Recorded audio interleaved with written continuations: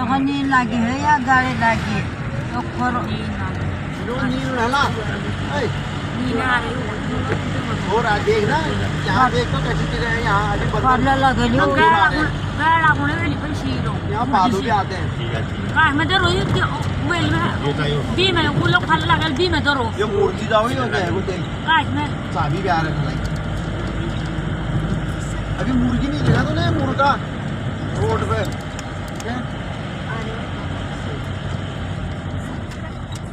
Piece खाएगा बड़ा boring मुर्गी वाला कितने में दे देगा बड़ा चला ड्यूट लग रहे लो बामियारो वे मुझे नहीं चल बोले यो आको ठीक में पुलिस वालों की चोर ये ड्यूटी ना वहाँ जा रहा लो बामियारो ये और बात करना हाँ जो खोलू यहाँ रो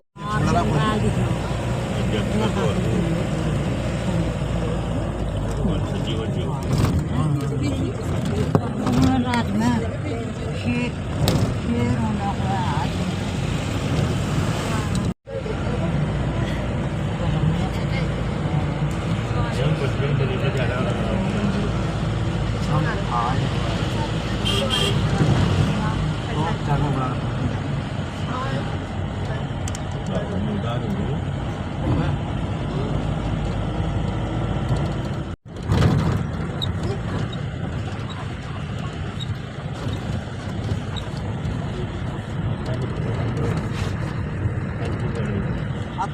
कबान वाला जुड़ी है क्यों जड़ी अचान और सुना नहीं आ गयो जीठा में अरे क्या जेठा मैं नहीं हो यूं मुनार अरिया आ रहा है मुनार यहाँ सारे बुखार मुनार तेल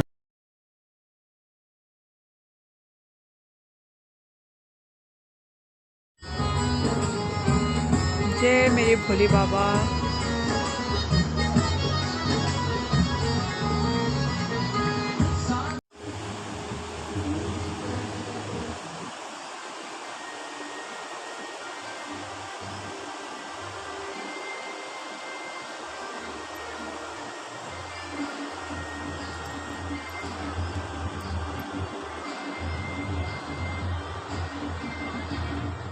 नहाते हुए दिखाओ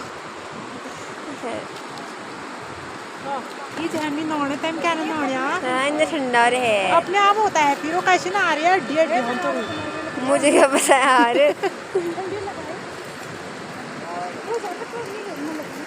इसको बोलते हैं धरती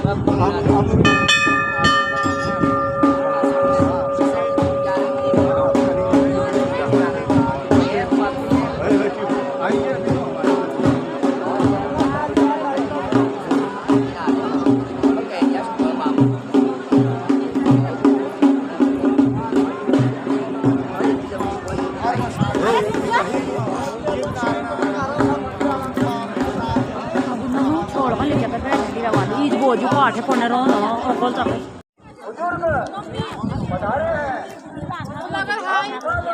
हाय ब्लॉगर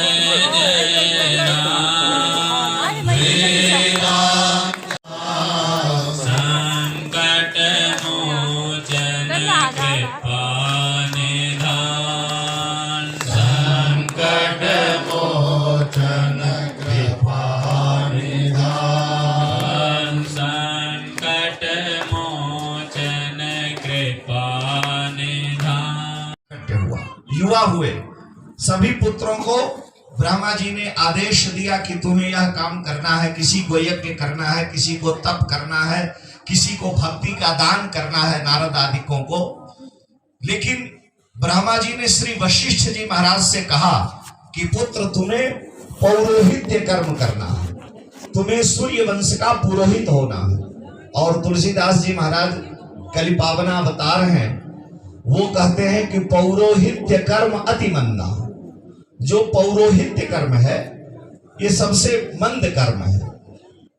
हजारों लाखों लोग, लाखों रुपए लोग बाजा बजाने में, फोटो खिंचाने में खर्च कर देते हैं, लेकिन जीवन का सबसे पवित्र संबंध दो हृदय मिले, दो वंश मिले, दो अनजाने परिवार मिले, दो जीवन मिलकर एक हुए, गृह जीवन का श्रृंगार बने, दो वंश दो कुल एक साथ मिलते हैं जब विवाह होता है।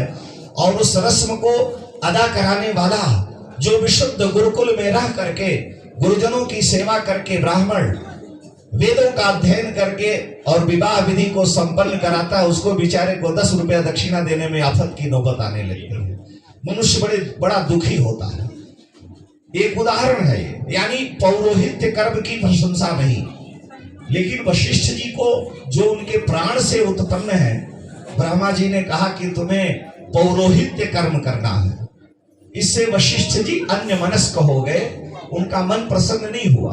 लेकिन पिता ने जान लिया कि वशिष्ठ के हृदय में प्रसन्नता नहीं है, अतः ब्रह्मा जी ने कहा कि पुत्र, सभी पुत्रों ने मेरी आज्ञा मानी है और तुम भी मेरी आज्ञा को शिरोधार्य करो, क्योंकि अनुचित उचित विचार तजी जे पालहि पितु बैन ते भाजन सुख सुजस के बशई अमरपति है। पिता की आज्ञा, गुरु की आज्ञा जो बिना विचारे पालन करते हैं ते सुख और सुजस, वे सुख और मंगलमय यश के अधिकारी तो होते ही हैं और भगवान के नित्य धाम के अधिकारी होते हैं। इसलिए हे वशिष्ठ, सृष्टि में जब से मेरी सृष्टि प्रारंभ हुई, ब्रह्मा जी कह रहे हैं, यह सम्मान, ये प्रतिष्ठा आज तक किसी को नहीं प्राप्त हुई होगी, न होगी जो तुम्हें प्राप्त होगी। इसलिए तुम मेरी आज्ञा का पालन करो। तो वशिष्ठ जी ने अपने पिता ब्रह्मा जी के चरणों में वंदन किया और स्वीकार किया। ब्रह्मा जी ने कहा एक दिन वह आएगा, इस पौरोहित्य कर्म यानी कुलगुरु होने के कारण तुम्हें उस सच्चिदानंद परब्रह्म परमात्मा जो अनंत कोटि ब्रह्मांड का अपने संकल्प से निर्माण करता है, जिसके रोम रोम प्रति लागे कोटि कोटि ब्रह्मांड है, वह परमात्मा सच्चिदानंद जब अयोध्या की पावन भूमि में प्रकट होगा तो उस सच्चिदानंद को गोद में लेकर के उसकी अंगुलियों को पकड़ करके उसे क ख ग घ अ आ इ ई ये सारे अक्षर सिखाने का सौभाग्य तुम्हें मिलेगा। उस ब्रह्म को विद्या का दान करने का सौभाग्य तुम्हें मिलेगा।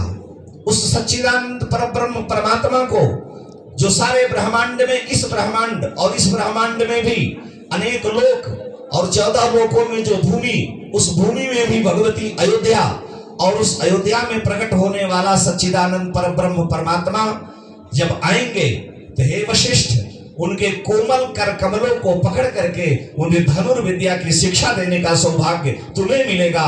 उनको लोरी गा करके सुलाने का सौभाग्य तुम्हें मिलेगा। यह सौभाग्य तुम्हारे पिता इस ब्रह्मा को नहीं मिला है। यह सौभाग्य तुम्हारे पिता मुझ ब्रह्मा को आज तक नहीं मिला। इसलिए पुत्र वशिष्ठ, तुम मेरे प्राणों से उत्पन्न हो।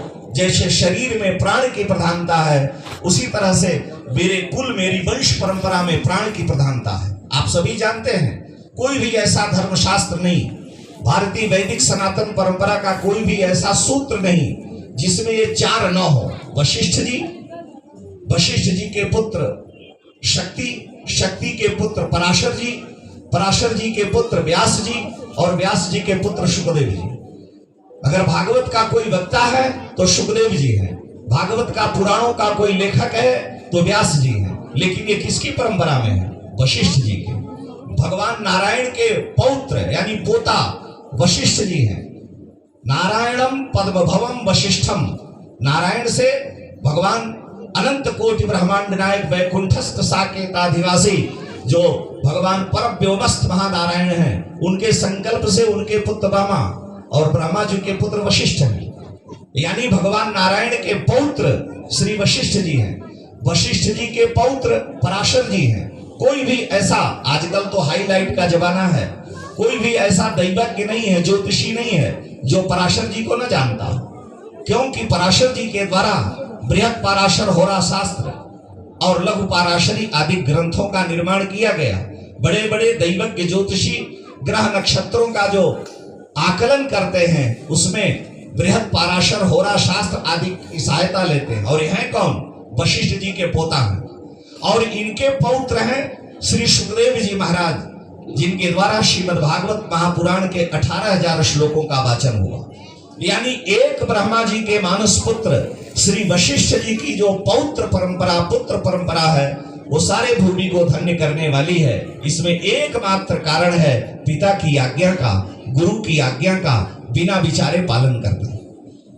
ब्रह्मा जी ने यह सौभाग्य दिया वशिष्ठ जी को, लेकिन वशिष्ठ जी ने कहा कि भगवान वह सच्चिदानंद पर ब्रह्म परमात्मा जब अवतार लेंगे, जिसको वेद नेति नेति कह करके पार नहीं पाते, उस परब्रह्म परमात्मा के पधारने पर उस परमात्मा के सबसे पहले नामकरण का संस्कार आएगा।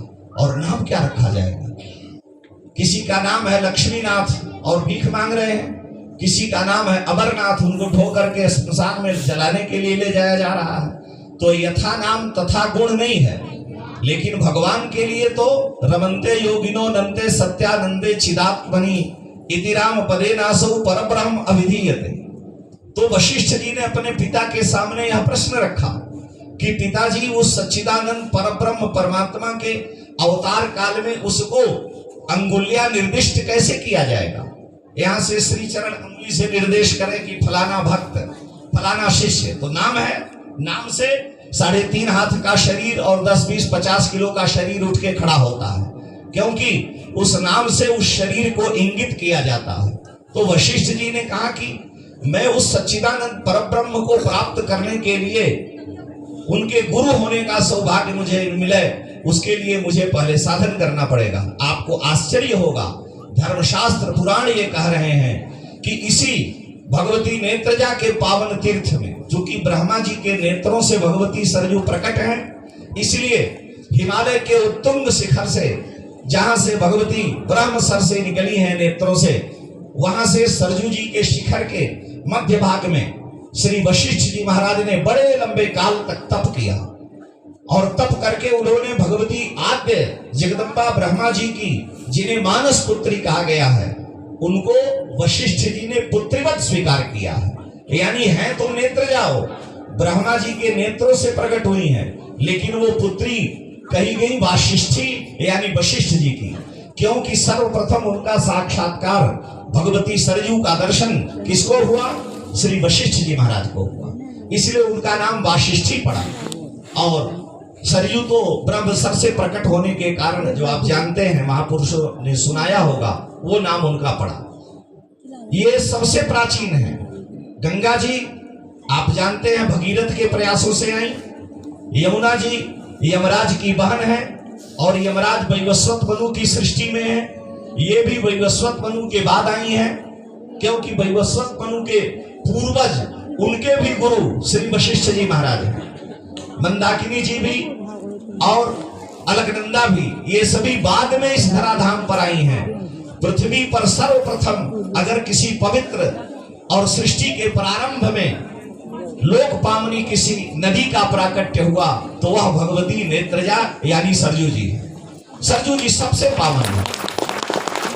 यहां तक कि जो अच्छे साधक हैं, जिन्होंने साधना में अपने जीवन को समर्पित किया है, वो गंगा जी के जल से सरजू जी के जल की अत्यंत दिव्यता मानते हैं, श्रेष्ठता मानते हैं, और वो अपनी साधना में इसका उपयोग करते हैं। हमारा इससे कोई लेना देना नहीं है। अब श्री वशिष्ठ जी महाराज ने भगवती जब एक दिव्य कन्या का साक्षात्कार किया, उस कन्या ने प्रकट होकर के वशिष्ठ जी को दर्शन दिया और वशिष्ठ जी से उसने कहा कि मैं आपके पिता के प्रेमाश्रुओं से प्रकट हुई हूं, लेकिन मैं आपका वर्ण करती हूं कि आप मुझ पर अनुग्रह करें। मुझे अपनी पुत्री अगर आपने स्वीकार कर लिया तो मैं जगत बंध्या हो जाऊंगी, संसार में मेरा यश होगा। वशिष्ठ जी बड़े प्रसन्न हुए। वशिष्ठ जी ने भगवती वाशिष्ठी यानी नेत्रजा से कहा कि देवी, यदि तुम मुझ पर प्रसन्न हो। महाराज जनक ने हल जोतते हुए भूमि से भगवती सीता को प्राप्त किया और पुत्री रूप से स्वीकार किया। मैं तुम्हें पुत्री रूप से स्वीकार तो करता हूं, लेकिन मेरी एक प्रार्थना है, मेरा एक निवेदन है, हे भगवती, अगर आप उसे स्वीकार करती हो तो मैं तुम्हारे साथ अपना स्थायी संबंध स्थापित करूंगा, यानी पुत्री मानूंगा। तो भगवती वाशिष्ठी भगवती सरयू ने वशिष्ठ जी से कहा कि आप आदेश दें, आप तपोमूर्ति हैं, आप ब्रह्मा जी के प्राण से प्रकट हुए मानस ऋषि हैं। ब्रह्मा जी से हमें आदेश हुआ है, मैं आपकी गोद में आई हूं, मैं आपके सामने प्रकट हुई। वशिष्ठ जी ने कहा मेरी ये कामना है, मेरे पिता की आज्ञा है कि मुझे पौरोहित्य कर्म करना है, और उस पौरोहित्य कर्म का प्रतिफल यह होगा, लंबे काल के बाद मुझे सच्चिदानंद परब्रह्म